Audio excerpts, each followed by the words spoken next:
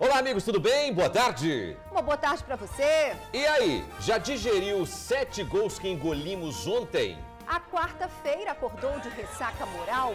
Nas ruas, o capixaba fala do vexame e da humilhação que o futebol brasileiro viveu. E sábado tem mais sofrimento. Vem aí a disputa pelo 3º lugar. Irmãs Metralha atacam em supermercados. As 4 têm entre 11 e 15 anos. Agem com frieza e abuso. Menina de 8 anos é baleada na perna dentro de um carro. Não conta nada para a família. A mãe só descobriu o ferimento no outro dia, quando a filha tentou andar, mas estava sangrando. Denúncia que envolve vereador de Viana deixa moradores da cidade surpresos. O parlamentar é suspeito de ficar com parte do salário dos servidores. Aliciamento de menores, prostituição, tráfico de drogas e a prisão de um empresário. Ele adora uma prosa e nas conversas com os amigos do TN distribui carinho e saúde. Tainá tem uma perguntinha pro Dr. João. Fala, Tainá. Se diabetes tipo 1 é hereditário. Esta resposta e outras dúvidas sobre diabetes você vai tirar no quadro Doutor João Responde. Susto em Camburi, Vitória. Um carro pegou fogo no estacionamento da praia. O veículo ficou completamente destruído. Dono de empresa desaparece e deixa empregados sem salário. No dia do pagamento, os funcionários descobriram que o patrão fugiu com a família e deixou as dívidas para trás. Eles venderam imóveis da empresa para arrecadar dinheiro. Terminal de ônibus vira ponto de venda de drogas. A polícia monitorou os traficantes e apreendeu maconha em uma mochila. O TN traz ofertas de emprego. Alerta os consumidores para o fim do blá blá blá. Já está valendo o cancelamento de serviços de celular, internet e TV a cabo, sem perder tempão falando com atendentes de operadoras. E vamos juntos aqui no Tribuna Notícias, primeira edição. Não saia daí, nós voltamos bem rapidinho. Até já, amigos.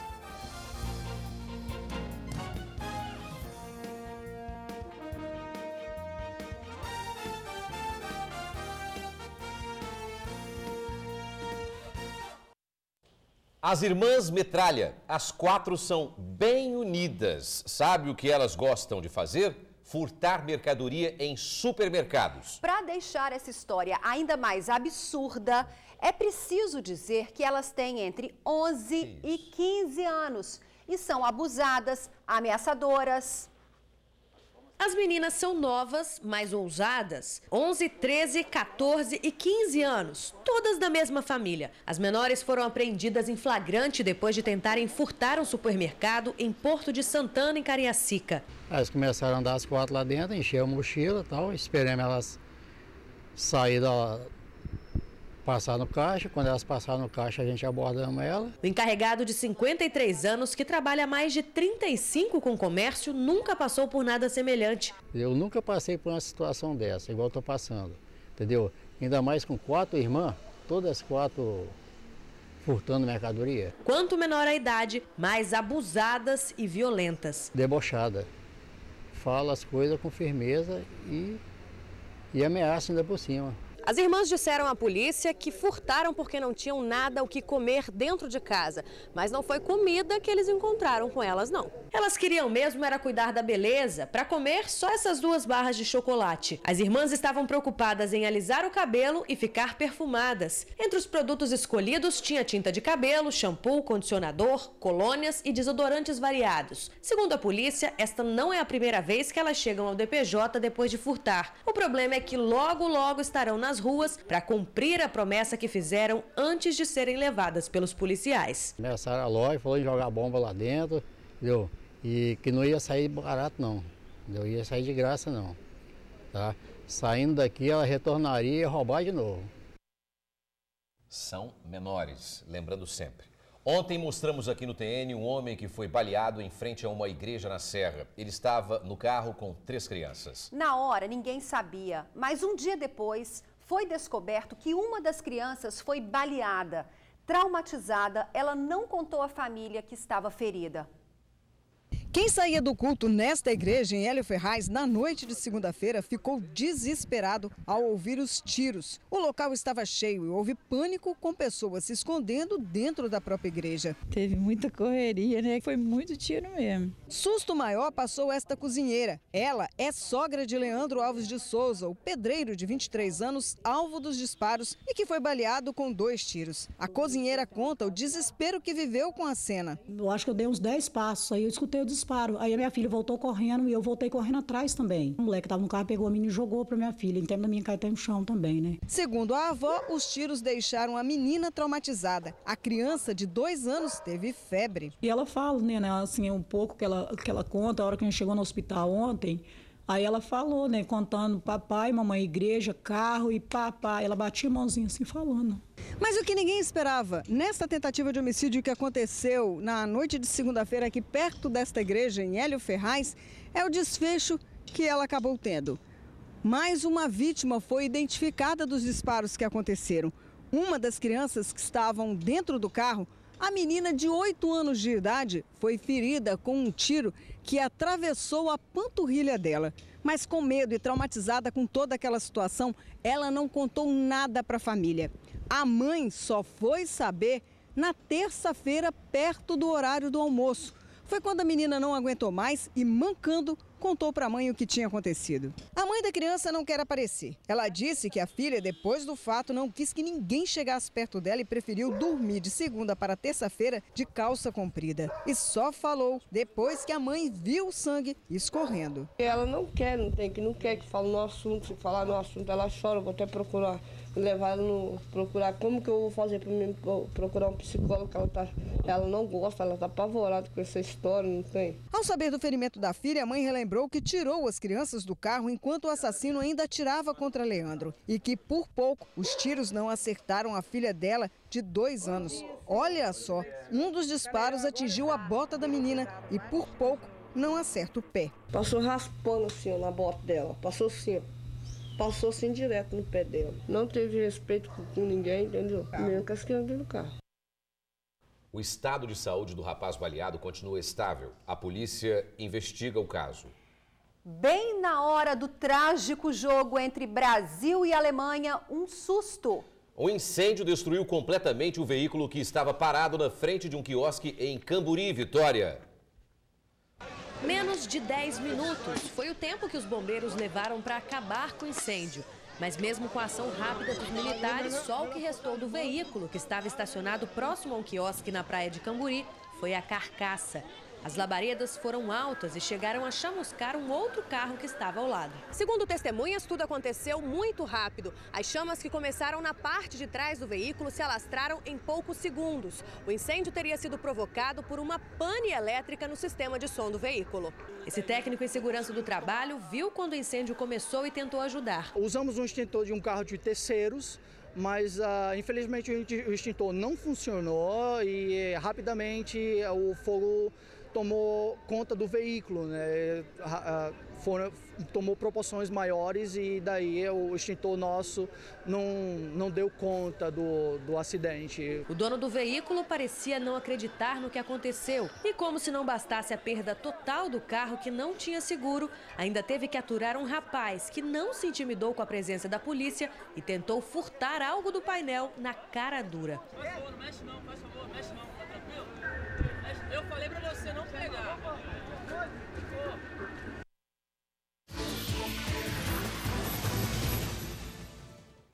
Emprego. Uma empresa da Serra seleciona técnicos de edificações.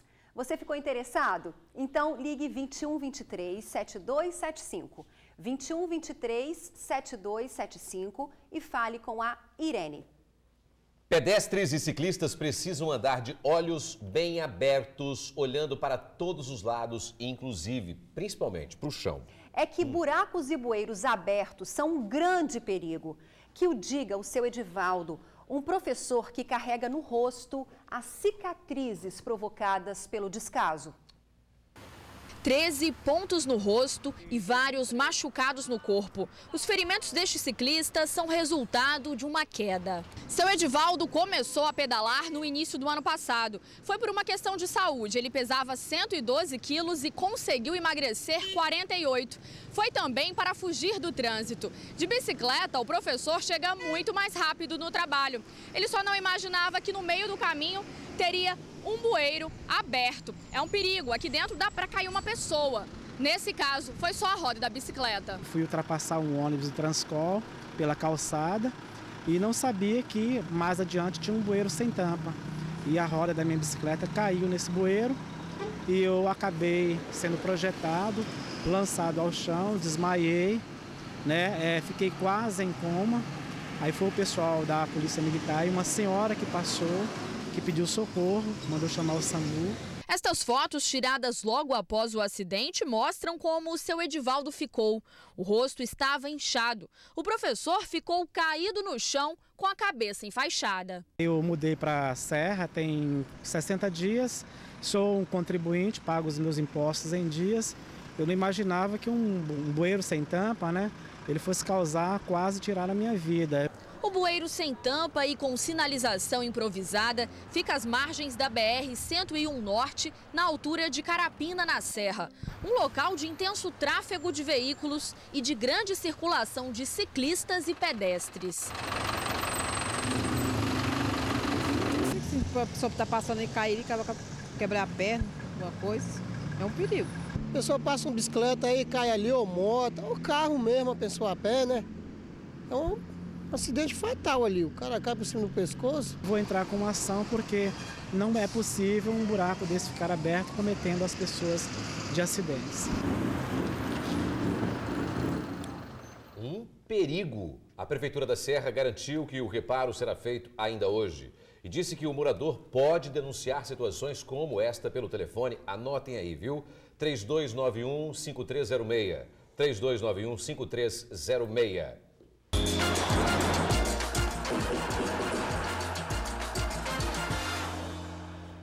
Bom, amigos, não dá para explicar o inexplicável. Gol da Alemanha. Nem há o que dizer que ainda não tenha sido dito. Hoje o dia é de tristeza e vergonha para os brasileiros apaixonados por futebol. A derrota por 7-1 para a Alemanha já é considerada o maior vexame da história da seleção brasileira. Gol da Alemanha. Foi um jogo bonito. Foi um jogo emocionante. O dia 8 de julho de 2014 é um dia que o futebol jamais vai esquecer. Os alemães ensinaram aos brasileiros a verdadeira essência do que é ter ordem e progresso com a bola nos pés. E quem assistiu à partida não podia nem piscar. Os rubro-negros europeus não deram essa chance à torcida, que foi obrigada a vestir o luto verde e amarelo. Nossa, até o último minuto eu vou olhar, entendeu? Até o apito final? Até o apito final. Seu placar no bolão era quanto? Era 2-0. Acabou que foi o contrário, né? Verdade. E muito contrário. Muito ao contrário. Para os torcedores, não adiantou tentar discutir o indiscutível. Se a derrota tivesse sido por 1-0 ou 3-2, tudo bem, é normal, acontece. Mas 7-1? O time de Filipão deixou uma menina sem unhas. Quem é que esperava uma coisa dessa, né? Ninguém mesmo. Eu dei o palpite de 2-1, mas... E outra com olhos marejados. Mais 4 anos ainda. Quase. Outro. Vai ser dessa vez. Bom, por fim, muitos nem ligavam mais. No Triângulo, em Vitória, teve até confusão, mas a polícia logo conteve quem fazia bagunça. No final, o Brasil também fez um gol. Aí a diferença caiu para 6. Foi o Hexa dos alemães. O que você acha que faltou no Brasil hoje? Jogo, né? Infelizmente, a nossa seleção não jogou nada. O Brasil jogou até agora, mas vamos esperar a próxima. 4 longos anos, fora do nosso país, vergonhoso. Pênalti para o Brasil, Fred vai bater, gol da Alemanha! Olha, antes do placar vergonhoso de ontem, eu morri de rir. A pior derrota já foi enfrentada pelo Brasil, a pior derrota que o Brasil já enfrentou foi em 1920. Na época, o jogo terminou em 6-0 para o Uruguai, pelo menos é latino-americano. Mas prestem atenção aos outros recordes infelizes. A goleada de ontem foi a maior já registrada em uma semifinal de Copa do Mundo, você sabia? Foi a pior derrota de um anfitrião em todos os mundiais. Nunca na história do futebol um time tomou 5 gols no intervalo de tempo tão curto. Chega, né, Torino? Pelo amor de Deus. Gol da Alemanha. Olha, a derrota foi humilhante e tantos gols contra a nossa seleção viraram motivo de piada. Mesmo triste e decepcionado, o povo não perdeu a criatividade. O dia amanheceu e a vida segue. Na internet, a derrota da seleção brasileira de 7-1 para a Alemanha virou motivo de piada, sobrou para todo mundo. Fred foi o mais citado. Os internautas não esqueceram também da presidente Dilma Rousseff. Em uma postagem, até mesmo Cristo Redentor estaria envergonhado da goleada sofrida.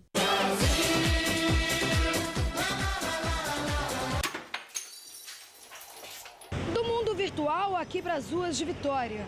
O que será que está passando na cabeça dos capixabas depois dessa derrota histórica? Será que existem explicações para tantos gols sofridos? Bom, a verdade é que não é desta vez que o Brasil vai conquistar o hexacampeonato. Foi carroçada. Ainda bem que um camarada na última fez um golzinho ainda para não ficar de 0. Esperando ninguém tava, né? Mas aconteceu. E a gente não pode cruzar os braços, tem que continuar a vida. Porque muita gente choraram, hein? Descabelaram, arrancaram cabelo. Para começar, não teve jogo, né? A Alemanha entrou em campo sozinha, entendeu? Que os brasileiros não jogaram, entendeu? Não sei, estava tonto, os brasileiros estavam tontos, entendeu? Só dois jogadores que jogaram ali. O Davi Luiz e Júlio César, que não teve culpa nos gols que ele levou. Eu esperava 2-1, né? 3-2, mas 7-1 foi demais, né? E não fizeram mais que não quiseram. Pelo menos 2, 3, mas 7, vergonha mesmo, vexame dos vexames. Acordamos tristes, revoltados, porque a gente espera sempre ganhar, né? Mas bola pra frente, agora correr atrás do prejuízo para pagar a hora no trabalho. É vergonhoso, né, pro nosso país, mas a vida continua, tem que seguir, né? Vamos ver sábado, mas pra mim já acabou. Timidamente ainda foi possível ver as cores verde e amarela nas ruas. Alguns motoristas não tiraram as bandeirinhas dos veículos. Difícil mesmo foi ver alguém com a camisa da seleção brasileira. Mas vejam só, depois do massacre, Echaí resolveu vestir a camisa alemã. Bom, mas há muita gente que tem como lema a expressão "sou brasileiro e não desisto nunca". Echaí saiu com o chapéu e com os óculos do Brasil, mesmo depois da derrota inesperada. Sou brasileiro e baiano ainda, por acaso, né?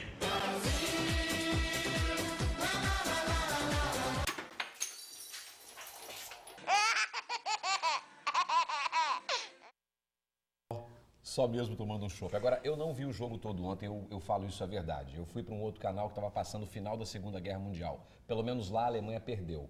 Pois é. Tem que rir, né, gente? Ainda bem que a gente tem criatividade e acaba fazendo piada, né? Verdade. Porque era para chorar e muito. 7 foi demais. Bom, a seleção brasileira joga novamente no sábado, às 5 da tarde. Vai lutar pelo 3º lugar, enfrentando a Holanda ou a Argentina. A seleção que perder no jogo de hoje à tarde. Antes de encerrar essa nota, gol da Alemanha. Olha, presidente da Câmara de Vereadores de Viana diz que aguarda comunicado oficial para definir ações no caso Rachid, mostrado em primeira mão pela tribuna. De acordo com as denúncias, o vereador Patrick Oliveira ficaria com parte do salário de assessores.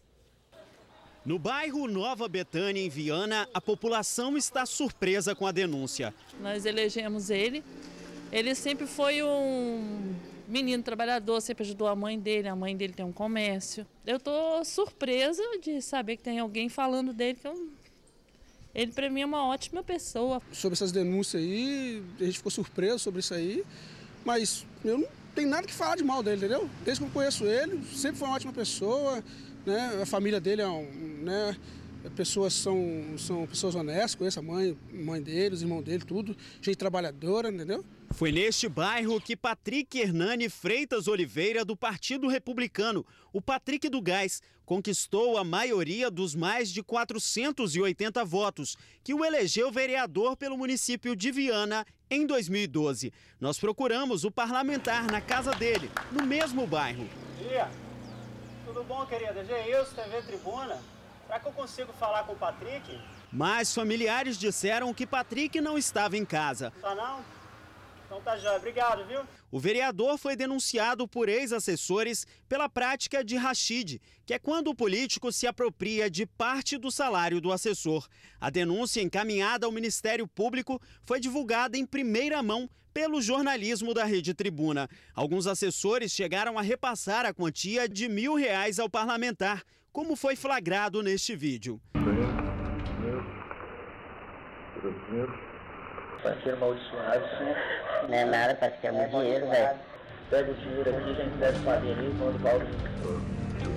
Em outra conversa, o vereador afirma que parte do dinheiro seria para reforçar a própria imagem entre a população. Presta atenção, 10 mil hoje dá para comprar quantos blocos? 10 mil, a 50 conto. A 50 conto dá para comprar 5 mil, não é? Essa da campanha política, a gente faz umas correrias, cada um de nós, não deixa, não, com 10 mil conto cada um. O município de Viana tem atualmente 11 vereadores que recebem o salário de R$ 4.950. Cada parlamentar tem direito a 5 assessores, que podem receber até R$ 3.500 de salário. Mas, por ser o único eleito pelo partido que representa, Patrick do Gás tinha direito a mais um assessor, o assessor de bancada. O vereador já exonerou pelo menos 12 funcionários.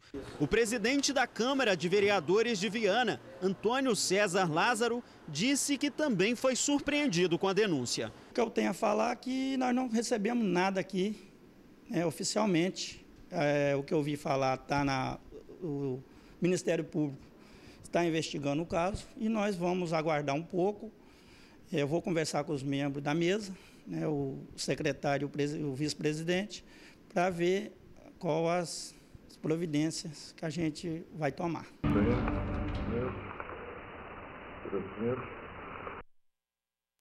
Vou ficar igual o Patrick na foto, tá vendo?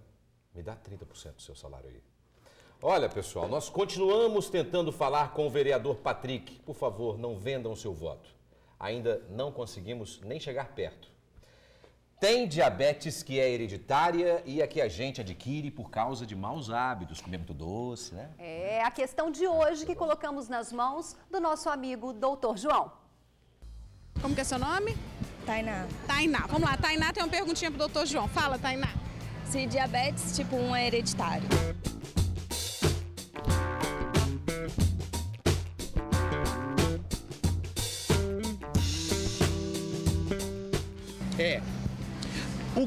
Quais são os tipos de diabetes que nós temos? Diabetes tipo 1, tipo 2. A chamada diabetes mellitus, né? Que é aquela diabetes causada por disfunção do pâncreas. Então, o que acontece?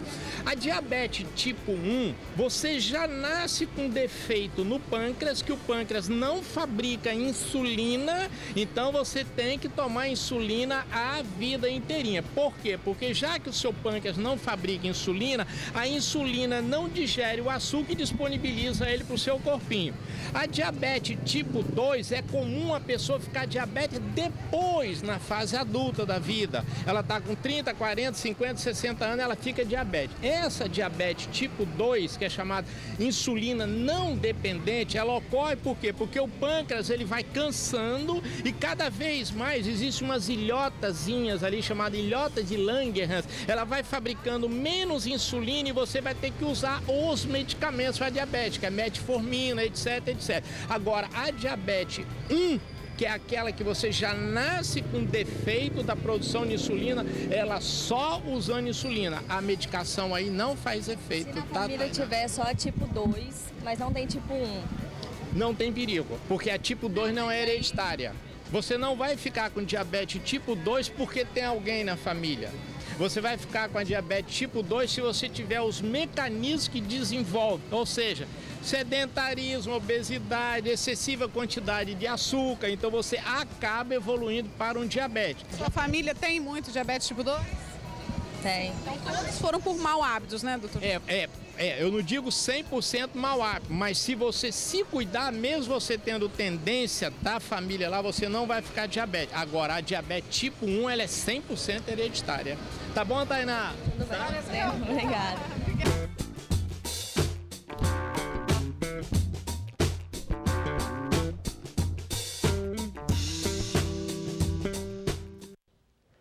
Na semana que vem te esperamos de novo, viu, doutor João? E o dono da empresa desapareceu. Onde ele foi parar, hein? Dono de empresa em Guarapari desaparece e deixa empregados sem salário, amigos. No dia do pagamento, os funcionários da distribuidora de cimento descobriram que o patrão fugiu com a família e deixou as dívidas para trás. Até os filhos dele foram transferidos da escola. 30 empregados ficaram no prejuízo. Eles venderam móveis, computador, ar-condicionado da empresa para arrecadar dinheiro. Merecem.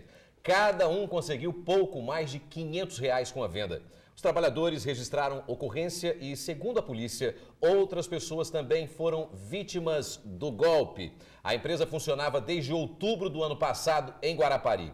Agora, uma cena inesperada hoje cedo na hora da prova para tirar carteira de habilitação em Cariacica. Um homem revoltado porque não passou, chutou as balizas e xingou os examinadores. Acabou detido e aí a descoberta. Ele estava com mandado de prisão em aberto. O Everton Prate dos Santos, de 21 anos, foi fazer uma prova de trânsito em Cariacica e ficou revoltado ao saber que tinha ficado reprovado. Ele foi reprovado. Saindo do carro, ele chutou a baliza que estava atrás do carro. E essa atitude dele foi observada, que é uma atitude, de certa forma, meio inédita, né? Isso não acontece de forma rotineira. E ele continuou a chutar as outras balizas, xingando os examinadores que estavam no local, e ele, ao ser questionado, se mostrou agressivo. Como muitos policiais civis e militares também atuam como examinadores, o Everton foi detido no local, mas tentou fugir quando viu que uma viatura da Polícia Militar foi chamada. E essa revolta toda, essa externação de raiva por causa da reprovação, acabou fazendo com que o Everton chamasse a atenção da polícia. Ele foi preso, não apenas pelo desacato. Quando os policiais que estavam no local foram checar a identidade dele, descobriram que contra o Wellington tinha um mandado de prisão em aberto por homicídio. A identificação que é feita no local é uma identificação de colher documentos e nada. A gente não revista a pessoa para saber se está armado ou não. Infelizmente, se ele tivesse armado ali, ao sair do carro, ele poderia estar cometendo um ato ali delituoso. É uma surpresa para nós chegar no local, ter uma pessoa dessa tirando carteira. Não é uma notícia agradável nem muito confortável você saber que você está lidando com um homicida procurado, né? É o risco que você corre. Você entra dentro do carro, a pessoa pode sacar uma arma branca ou até mesmo uma arma de fogo e manifestar sua raiva lá de uma forma um pouco trágica, né?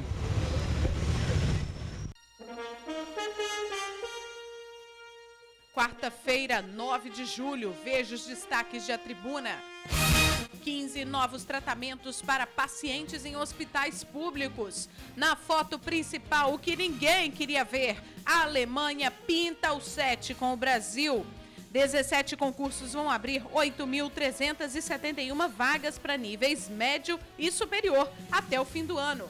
E você vai ler também nesta quarta-feira em A Tribuna. No AT2, sertanejos, chorões e românticos. Cartão ajuda a controlar filhos na escola e no ônibus. E ainda, delegada quer mais blitzer no trânsito.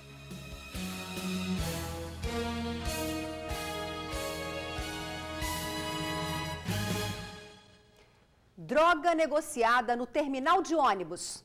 A polícia recebeu a denúncia, monitorou os suspeitos, conseguiu prender 2. Eles estavam com tabletes de maconha na mochila. Leles Jones Ferreira da Silva, de 19 anos, e um menor de 16 foram alvo de denúncia anônima. Segundo as informações recebidas pela PM, os 2 que moram na Serra se encontrariam com um terceiro indivíduo no terminal de Itaparica, em Vila Velha, para negociar a droga. O outro rapaz, não identificado, chegou no local com 2 bicicletas em que eles deixaram o terminal. Daqui do terminal, os até então suspeitos seguiram para o bairro Jardim Guaranhuns. Lá eles entraram dentro de uma casa onde permaneceram por alguns minutos e saíram com as mochilas cheias de droga. A abordagem foi feita a poucos metros da residência, onde foi detido um quarto elemento, Jean Brandão Florentino, de 22 anos. Dentro das mochilas foram encontrados 9 tabletes de maconha. O rapaz das bicicletas conseguiu fugir. Chega de tormento, de passar horas no telefone, ser transferido de uma atendente para outra e ficar com muita raiva. Por favor, senhora, aguarde um momentinho. Olha, a partir de agora, o cancelamento de serviços de telefonia, internet, TV por assinatura deve ser automático. Que bom. Quem nunca ficou horas pendurado no celular tentando cancelar um serviço de telefonia, por exemplo? Atende um, depois atende outro, transfere para outro lugar. Foi tanto que eu comecei a chorar e esperei 3 dias para depois falar, porque eu estava traumatizada, que ainda foi um rapaz do outro lado que me atendeu muito mal educado. Aí quando você consegue falar, a pessoa fica insistindo para você continuar com a linha. Ah, Deus me livre, é muito ruim. Só no ano passado, aqui no Espírito Santo, mais de 1.800 reclamações voltadas aos setores de telefonia fixa, celular, internet e TV por assinatura foram formalizadas na Justiça. A partir de agora, o consumidor poderá cancelar um serviço pela internet ou pelo call center sem precisar falar com um atendente. Já em relação às cobranças indevidas, as empresas devem disponibilizar ao cliente uma declaração do prazo de 30 dias. Se isso não acontecer, a prestadora deve corrigir a fatura e, se essa já tiver sido paga, devolver em dobro o valor ao cliente. Este advogado fala da importância do consumidor ficar atento aos direitos. É um instrumento poderoso em favor do consumidor, porque ela estabelece vários deveres que os fornecedores devem cumprir e que antes o consumidor tinha uma dificuldade que isso fosse atendido. Por exemplo, a questão do cancelamento do contrato, o cancelamento do serviço de telefone ou de internet. Agora a resolução determina que isso seja feito de maneira automática, ou pela internet, ou pelo teclado do telefone, ou se for mesmo pelo serviço da atendente. Mas o cancelamento da linha tem que ser instantâneo. E as mudanças não param por aí. Se o cliente estiver falando com a operadora e a ligação cair, a empresa é obrigada a retornar a chamada. Caso as normas sejam descumpridas, é extremamente importante denunciar. Pode fazer uma reclamação do PROCON, isso vai dar abertura a um procedimento administrativo e, se ficar constatada que a empresa está agindo em desacordo com o Código de Defesa do Consumidor, o PROCON pode aplicar uma multa. Agora, o consumidor também pode fazer reclamação na Anatel e também até no Ministério Público. Esses órgãos têm poder de fiscalização das empresas e também o poder de aplicar multa em caso de descumprimento da resolução. Quer saber quais são esses telefones, né? Por favor, aguarde um minutinho. Não, agora não. Brincadeira. Olha, o telefone do PROCON e resolvem um problema mesmo, hein? É 151. PROCON. Da Anatel é 1331. E do Ministério Público, 3194-4500. 3194-4500. A seguir, motociclista invade a contramão e bate numa carreta. Foi parar embaixo do veículo e morreu na hora. A gente volta já já nesta segunda-feira. Gol da Alemanha, agora 12h31. A contramão e bateu numa carreta. Ele foi parar embaixo do veículo e morreu na hora. A placa da moto é de Vila Velha, mas o homem ainda está sem identificação. A batida foi tão violenta que estourou o radiador e a caixa de direção da carreta. O trânsito foi desviado por causa do acidente. Prestem atenção, o empresário é preso em Guarapari por aliciamento de menores, prostituição e tráfico de drogas. A polícia prendeu José Benedito Torres, de 50 anos, o Bené, depois de monitorar a casa de praia dele. Legal, né? Lá os policiais encontraram o empresário com 3 mulheres e 2 menores. Na residência também havia indícios de consumo de drogas, crack e maconha. Além do empresário, também foi presa a universitária Camila Alves de Figueiredo, que, segundo a polícia, era quem aliciava as meninas. Antes da relação sexual, o Bené drogava as jovens. No local havia uma criança de 5 anos, filho de uma das menores que presenciava todos os atos. O empresário foi encaminhado, para o Centro de Detenção Provisória de Guarapari. Camila foi encaminhada para o Presídio Feminino de Viana, que fiquem por lá. É isso aí.